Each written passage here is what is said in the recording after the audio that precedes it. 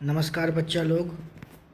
आज हम लोग यूपी बोर्ड कक्षा 10 हिंदी के पाठ सूरदास के पदों का अर्थ जानेंगे। तो आइए उनके पदों को पढ़ते हैं।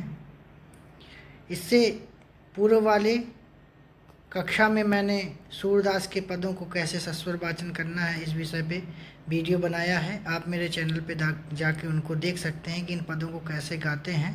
फिर भी एक पद मैं आपको गा के सुना देता हूँ, फिर उनका अर्थ बताऊँगा।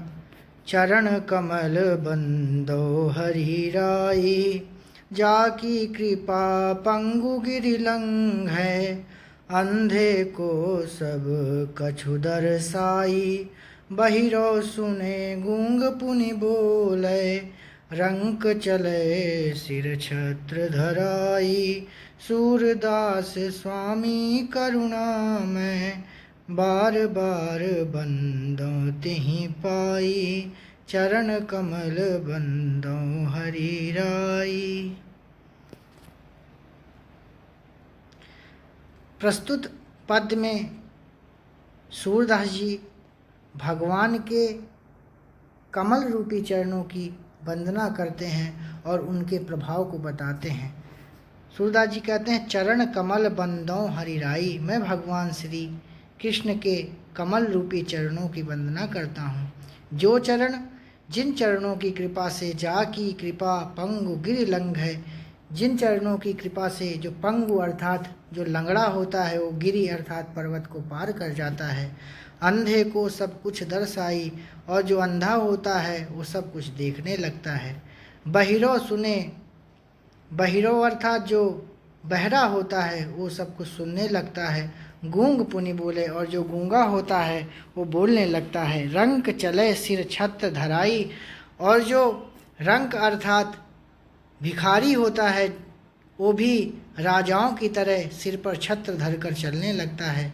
सूरदास स्वामी करुणा में, सूरदास जी कहते हैं ऐसे करुणा में स्वामी अपने ईश्वर भगवान श्री कृष्ण के बार बार बंदों तिहि पाई, उनके कमल रूपी चरणों की बार बार वंदना करता हूँ, उन्हें प्रणाम करता हूँ। इसी को संस्कृत में एक श्लोक के माध्यम से भी कहा गया है। मूकं करोति वाचालं पंगुम लंघयते गिरिम, यत् कृपा तमहम वंदे परमानंद माधवम। आइए अब दूसरे पद के अर्थ को देखते हैं। इस प्रस्तुत पद में सूरदास जी ने निर्गुण ब्रह्म के विषय में बताया है। निर्गुण ब्रह्म की आराधना करने में कौन कौन सी कठिनाई एक साधक को होती है, एक भक्त को होती है, उसके विषय में प्रकाश डाला गया है। आइए उसको समझते हैं। सूरदास जी कहते हैं, अविगत गति कछु कहत न आवे। जो निर्गुण ब्रह्म होता है उसकी गति को कोई बखान नहीं कर सकता, उसकी कृपा को उसके विषय में कोई नहीं बता सकता है। उसकी विषय में बताना उसी प्रकार है जैसे गूंगे मीठे फल को रस। जैसे जो कोई गूंगा व्यक्ति है उसे कोई मीठा फल खिला दिया जाए और उससे कहा जाए कि इस रस का क्या स्वाद है, स्वाद कैसा है, उसके विषय में बताओ। उसी प्रकार जो निर्गुण ब्रह्म है उसके अनुभव को कोई भी व्यक्ति बताने में सदैव असमर्थ है। परम स्वाद सबहु सुनिरंतर, अमित तोष उपजावे। किंतु ये जो निर्गुण ब्रह्म है इसका जो आनंद है यह उसके साधक को, उसके भक्त को निरंतर आनंद प्रदान करने वाला होता है और संतुष्ट करने वाला होता है। अमित अत्यधिक, अमित माने अत्यधिक, तोष संतुष्ट, उपजावे अत्यधिक संतोष को उत्पन्न करने वाला होता है। मन वाणी को अगम अगोचर, लेकिन इसमें सबसे बड़ी कठिनाई यह है कि यह मन और वाणी से परे होता है। इसको इंद्रियों द्वारा जाना नहीं जा सकता, और जो जाने सो जो पावे, सो जाने जो पावे। इसको वही जान सकता है जो इसको पा गया है। इसलिए सूरदास जी कहते हैं, लेकिन हम तो सगुण ब्रह्म के उपासक हैं, भगवान श्री कृष्ण के रूप के उपासक हैं, उनकी लीला के उपासक हैं। इसलिए हम केवल उनके सगुण साकार रूप की ही वंदना करते हैं। यदि हम उनके निराकार रूप की उपासना करेंगे तो कुछ कठिनाई आएगी। वो क्या है? रूप रेख गुण जाति जुगति बिनु निरालंब कित जावे। जिनका ना कोई रूप है, ना कोई रेख है, ना कोई गुण है, ना कोई जाति है, और जिनके जुगति बिनु, और जिनके जुगति, जिनको पाने का कोई उपाय ही नहीं है, ऐसे निराकार ब्रह्म के पीछे हम कैसे दौड़ें, उनका ध्यान कैसे करें? इसलिए सब विधि अगम विचार ही ताते। इसलिए सभी प्रकार से उनको न पाने में असमर्थ मैं सूरदास सगुण पद गावे। मैं सूरदास जी भगवान श्री कृष्ण के सगुण पदों को गाता हूँ, सगुण ईश्वर की उपासना करता हूँ। अब अगले पद में भगवान श्री कृष्ण की बाल लीला का वर्णन सूरदास जी कहते हैं। किलकत कान्ह घुटुरुअन आवत। भगवान श्री कृष्ण जी घुटनों के बल चलते हुए और किलकिलाते हुए आ रहे हैं। कहाँ पे आ रहे हैं? तो मणिमय कनक नंद कै आंगन। मणियों और सोने से बने हुए नंद बाबा के आंगन में भगवान श्री कृष्ण अपने घुटने के बल और किलकिलाते हंसते हुए चल रहे हैं, और अपने बिंब अर्थात अपनी परछाई को पकड़ने के लिए उसी आंगन में दौड़ लगा रहे हैं, दौड़ते हैं। कभों निरखि हरि आप छाह कौ करि सौ पकड़न चाहत। भगवान कभी अपनी छाया को, अपनी परछाई को पकड़ने के लिए करी माने हाथों से पकड़ना चाहते हैं, और फिर उसको पकड़ने के लिए दौड़ते हैं। किला की हसत राजत द्वैदतियाँ, और बाल स्वभाव होने के कारण कभी उस मणियों से बने हुए आंगन में अपने दोनों दांतों को दिखाकर हंसते हैं और फिर छिपा लेते हैं। पुनि पुनि तेहि अवगाहत, बार बार छिपाते हैं। पुनि पुनि माने बार बार, तेहि उन दोनों दांतों को, आगे के जो उनके दो दांत अभी निकले हैं, बाल काल है उनका, वो बहुत छोटे से हैं, तो इसलिए जो उनके आगे के दो छोटे छोटे दांत निकले, बार बार उनको, जैसे एक छोटा सा बच्चा शीशे में जब अपने आप को देखता है तो अपने दांत दिखाता है, फिर बंद कर लेता है, दांत दिखाता है, फिर बंद कर लेता है, उसी भांति भगवान श्री कृष्ण भी ऐसी ही लीलाएं कर रहे हैं। कनक भूमि पर कर पग छाया, यह उपमा इक राजति। आगे सूरदास जी कहते हैं कि नंद बाबा का जो सोने का और मणियों से बना हुआ जो आंगन है, उसमें ऐसा प्रतीत होता है मानो भगवान की जो परछाई है जब उस पर पड़ती है तो ऐसा लगता है कि एक नील कमल, भगवान के जो नीले नीले हाथ हैं, ऐसा लगता है जैसे कोई नील कमल उगाया हो जिस पे भगवान बैठे हैं, ऐसी उपमा प्रतीत होती है। करी करी प्रतिपद प्रतिमनु वसुधा, कमल बैठ की साजति। और ऐसा प्रतीत होता है जैसे धरती ने स्वयं भगवान को आसन देने के लिए कमल का आसन बना दिया हो। बाल दशा सुख निरखि जसोदा, पुनि पुनि नंद बुलावती। भगवान की ऐसी बाल दशा, ऐसी बाल लीला को निरख मने देख देख करके जसोदा माता पुनि पुनि बार बार नंद बाबा को बुलाती है। अचरा तरलय ढाक सूर के प्रभु को दूध पियावती। और अचरा तरलय, और अपने आंचल के नीचे ढाक कर भगवान श्री कृष्ण को दूध पिला रही है। सूरदास जी कहते हैं मेरे प्रभु भगवान श्री कृष्ण को माता जसोदा सूर के प्रभु को दूध पिला रही हैं। इस चौथे पद में भगवान श्री कृष्ण अपनी मैया जसोदा से जिद कर रहे हैं कि मैं भी सुबह होते ही अपनी सारी गाय को चराने जाऊंगा। मैं अपनी सब गाय चरई हूँ, प्रात होत बल के संग जय हों, तेरे कहे न रहे हों। हे मैया, मैं सुबह सुबह उठूंगा और अपनी सारी गायों को चराने के लिए जाऊंगा। प्रात होत, सुबह सुबह ही, बल के संग जय हों, जितने ग्वाल बाल हैं उनके संग जाऊंगा और तुम्हारे कहने से मैं यहाँ नहीं रुकूंगा। ग्वाल बाल गायन की भीतर नैकों डर नहीं लागत, क्योंकि ग्वाल बाल के संग और गैया के बीच में रहने से मुझे जरा भी डर नहीं लगता मैया। आज न सोऊं नंद दुहाई, और मैं आज रात भर सोऊंगा भी नहीं, रह नहीं रहूँगा जाकर। जैसे कोई बालक अगले दिन कुछ अच्छा काम करना हो या कुछ कहीं जाने की उसकी इच्छा है तो रात भर सोता नहीं है, वैसे ही बाल स्वभाव वाले भगवान श्री कृष्ण भी कह रहे हैं आज न सोऊं नंद दुहाई। नंद बाबा की कसम है आज मैं रात भर नहीं सोऊंगा, रह नहीं रहूँगो जागत, और रात भर जागता रहूँगा। और ग्वाल सब गाय चरही हैं, मैं घर बैठो रही हूँ। और सब ग्वाल बाल गायों को चराएंगे, क्या मैं घर पे बैठा रहूँगा? नहीं, मैं घर पे नहीं बैठा रहूँगा, मैं भी अपनी दोस्तों के साथ ग्वाल बालों के संग गाय को चराने जाऊंगा। सूर्य श्याम तुम सोई रहो, अब प्रात जान मैं दे हो। मैया कहती हैं कि अब तुम सो जाओ हे लल्ला, अब तुम सो जाओ, जब सुबह होगी मैं तुमको जगा दूंगी और तुमको अपने साथ भेज दूंगी। अगले पद में जब भगवान श्री कृष्ण गायों को चरा कर लौटते हैं और बहुत थक जाते हैं तो मैया से शिकायत करते हैं, मैया हों न चराएं हों गाय, हे मैया अब मैं गायों को नहीं चराऊंगा।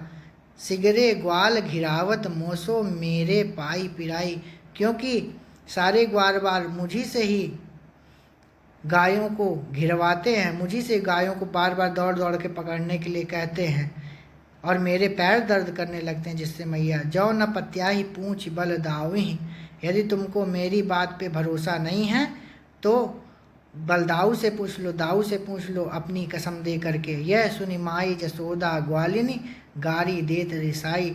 जब मैया जसोदा ने अपने छोटे से लल्ला की भगवान श्री कृष्ण की यह दशा देखी तो ग्वाल बालिनियों को गारी देने लगी और कहने लगी, मैं पटवती अपने लड़का को आवे मन बहराई। मैं अपने लड़के को, अपने छोटे से कान्हा को इसलिए भेजती हूँ ताकि उनका मन बहल जाए वो बाहर जाके। लेकिन सूर्य श्याम मेरो अति बालक, और सूरदास जी कहते हैं, मैया यशोदा कहती हैं कि मेरा छोटा सा लाला बड़ा सुकुमार है और ये लोग उसको मारत ताहि रेंगाई, उसको चला चला के उसकी जान निकाल ले रहे हैं। अगले पद में गोपियाँ कहती हैं कि भगवान श्री कृष्ण की मुरली को चुरा लो, सखीरी मुरली लीजय चोरी। हे सखी भगवान श्री कृष्ण की मुरली को चुरा लो। क्यों चुरा लो? जिन गोपाल कीन्हे अपने बस प्रीति सबन की तोड़ी, जिसने हम सभी से भगवान श्री कृष्ण के प्रेम को तोड़कर अपने बस में कर लिया है, जिस मुरली को, उस मुरली को चुरा लो। छिन एक घर भीतर निशिबासर धरत कबहू ना छोड़ी। भगवान श्री कृष्ण चाहे घर के भीतर रहें, बाहर रहें, दिन हो या रात हो, धरत कबहू ना छोड़ी, इसको कभी भी छोड़ते नहीं, हमेशा इसको पकड़े रहते हैं।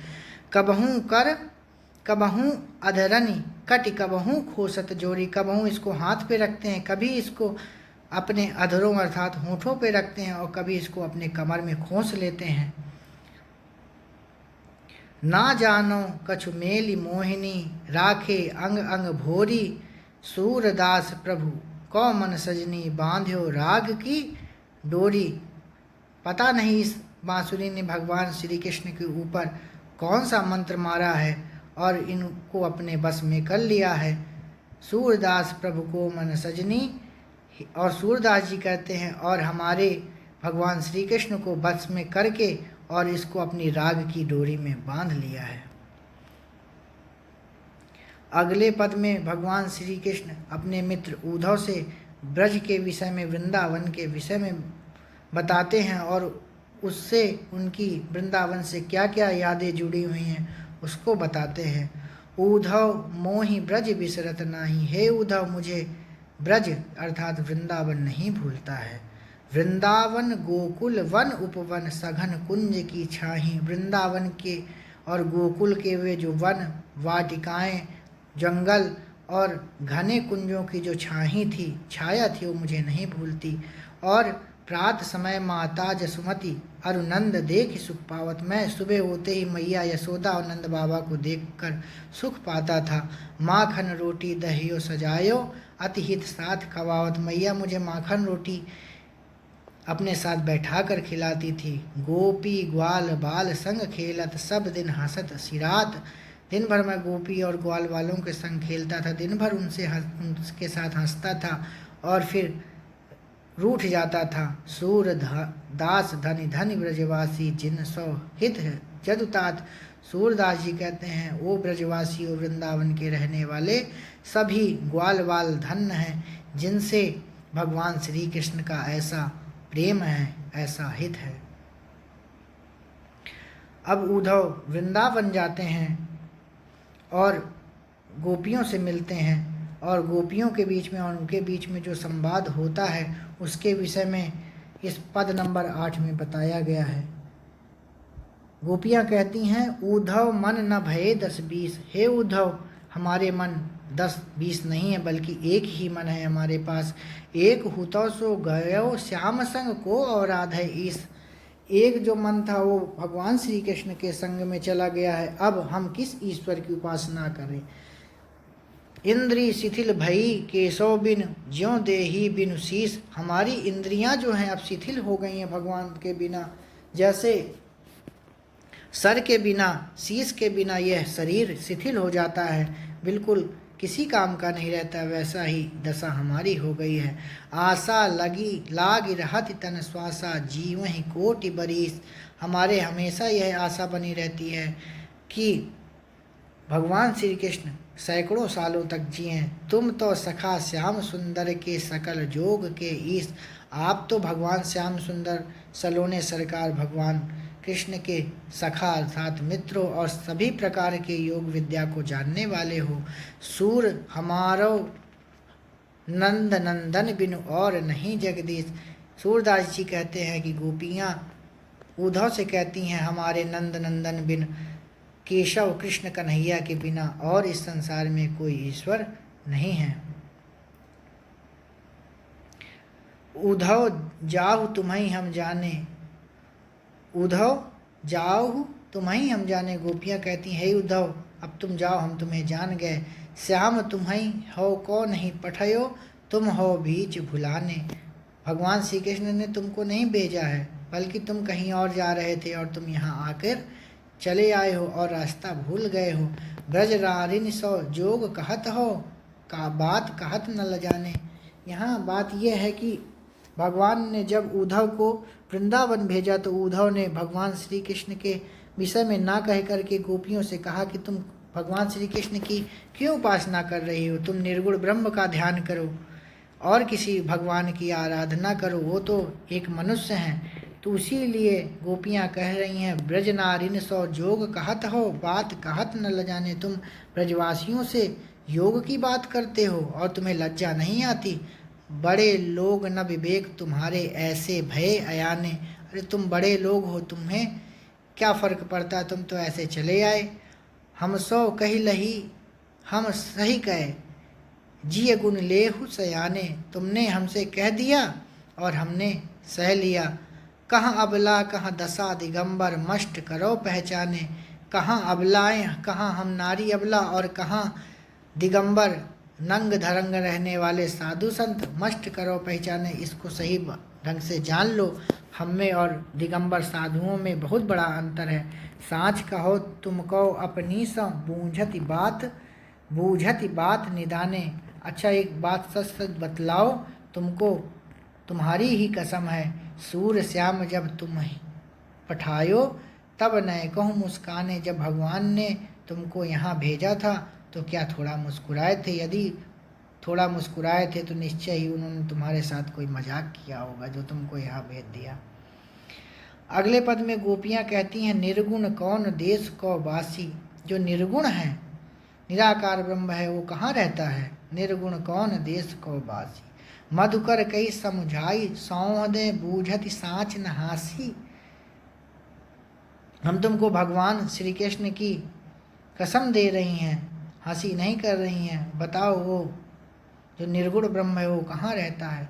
को है जनक, उसका जनक पिता कौन है उस निर्गुण ब्रह्म का? कौन है जननी, उसकी माता कौन है निर्गुण ब्रह्म की, निर्गुण ईश्वर की? कौन नारी और उनकी पत्नी कौन है? कौन दासी है? कैसे वर्ण उस निर्गुण ब्रह्म का वर्ण अर्थात वर्ण क्या है, कौन सा रंग है, भेष है कैसे, उनका भेष कैसा है, कैसे वस्त्र पहनते हैं? कहीं रसमय अभिलाषी, और वो किस रस का पान करते हैं? पावे गो पुण्य कियो आपनो जोरे करो गो गासी। सुनत मौन हो रहो बाबरो सूर समय मतिनासी। पावे गो पुण्य कियो आपनो जोरे करो गो गासी। यदि तुम ऐसी बातें हमसे करोगे तो तुम अपना किया ही पाओगे। सुनत मौन हो रहो बाबरो, ऐसा सुन कर के उद्धव जी मौन हो गए। सूर समय मतिनासी, और उनका जितना ज्ञान था वो सब भूल गया। अगले अंतिम पद में माता जसोदा देवकी जी के लिए, माता देवकी के लिए संदेश भेज रही हैं उद्धव से। आइए देखते हैं संदेशों देवकी सो कहियो, हे उद्धव मेरा संदेशा देवकी से जाके कह देना। हाँ तो धाई तिहारे सुत की मया करत ही रहियो, मैं तो यद्यपि तुम्हारे पुत्र का पालन पोषण करने वाली माता हूँ, मया करत ही रहियो, लेकिन मुझसे हमेशा प्रेम करते रहना। यद्यपि टेव तुम जानत उनकी तव मोहि कही आवे, यद्यपि तुम सब कुछ उनके विषय में जानती हो फिर भी मुझसे बिना कहे नहीं रहा जाता। प्रातः होत मेरे लाल लड़ैते माखन रोटी भावे, प्रातः होते सुबह होते ही मेरे छोटे से कन्हैया को माखन और रोटी बहुत पसंद है उनको खाने में। तेल उबटनो अरु तातो जल ताहि देखि भज जाते, और उपटन में लगाने वाला तेल और गरम जल को देख करके वो तुरंत ही भाग जाते हैं। जोई जोई मांगत सोई सोई देती, क्रम क्रम करी कै नहाते, वो जो मांगते थे मैं वो उनको देती थी और क्रम क्रम धीरे धीरे उनको स्नान कराती थी। सूर पथिक सुनी मोहि रैन दिन बढ़्यो रहत उन सोच, माता जसोदा कहती हे पथिक हे उद्धव, मुझे हमेशा यह सोच चिंता हमेशा दिन रात सताती रहती है, मेरे हृदय को परेशान करती रहती है। मेरो अलग लड़े तो मोहन ह्यों है करत संकोच, मेरा जो लड़ैता मेरा जो छोटा सा लाला कान्हा है वो वहाँ खाने में संकोच करता होगा। धन्यवाद। यदि आपको मेरा ये प्रयास अच्छा लगा हो तो कृपया मेरे चैनल को लाइक करें, सब्सक्राइब करें। धन्यवाद।